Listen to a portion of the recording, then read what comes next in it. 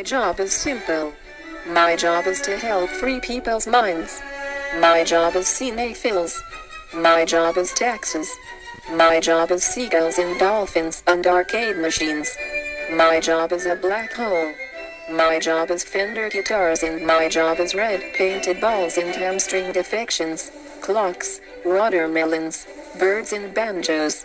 My job is filling the spaces, filling the minds, filling its void and typing matters.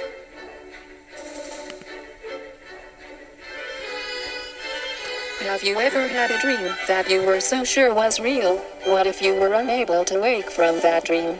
How would you tell the real world from the dream world?